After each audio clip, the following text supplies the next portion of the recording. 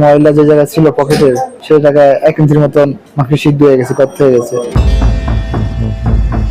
সদ্য বাজারে আসা মেড ইন বাংলাদেশ ইনফিনিক্স ব্র্যান্ডের হট 50 প্রো প্লাস মোবাইলের বিস্ফোরণে কোমর থেকে পা অবধি দগ্ধ হয়েছেন কলেজ ছাত্র তানভীর হোসেন।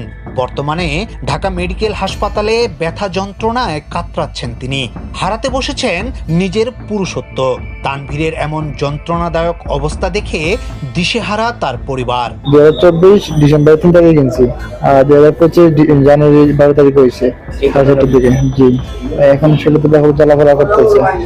আমার সাথে করতে কালকে আসছিল, 4 দিন পর আসছে।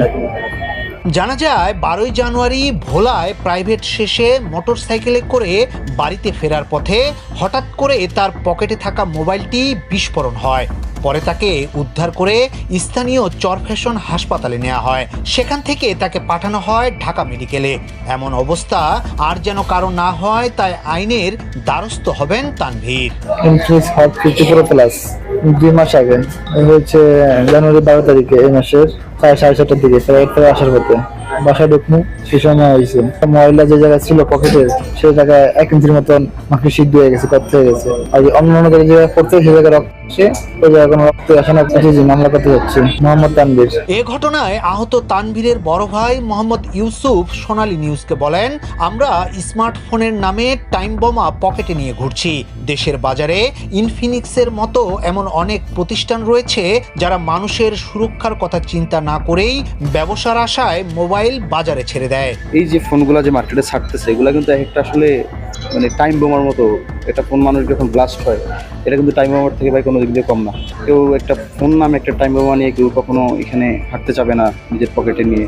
এখন তো এগুলা আপনারা দেখতেছেন যে বিভিন্ন কোম্পানির ফোন তাদের মার্কেটে সেফটি ইস্যু বজায় না রেখেই মার্কেটে ছেড়ে দিচ্ছে তাদের বিজনেসের জন্য। এটা বেসিক্যালি লঞ্চ হয়েছে আপনার, ওরা নিজেরাই বলছে, কোম্পানির লোক আসছে গতকালকে এখানে, মানে ঘটনা ঘটার 3 দিন পরে ওরা আসছে। এটা লঞ্চ হয়েছে প্রায় 2 মাস আগে। এদিকে ইনফিনিক্সের যে ব্র্যান্ডের মোবাইল দিয়ে এমন ঘটনা ঘটেছে, সেটার বিক্রি বন্ধ করতে চান না কর্তৃপক্ষ। তারা শুধু তানভীরের চিকিৎসার অল্প খরচ দিয়ে দায় সারতে চান, যা মেনে নেননি তানভীরের বড় ভাই মোহাম্মদ ইউসুফ। এখানে গতকালকে কোম্পানির লোক আসছে, এসে তারা আমাদের কাছে বিভিন্ন রকমের আর্জি জানাইছে যাতে আমরা এটাকে কোনোভাবে নিউজ কভার না করি।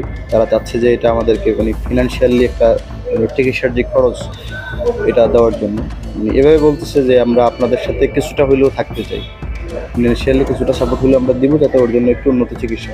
তো আমি বলছি যে ঠিক আছে, এটা তো অবশ্যই আমি মনে করি কোম্পানির একটা দায়িত্ব এটা। আর আরেকটা বিষয় হচ্ছে, আপনারা আপনাদের যে ফোনটা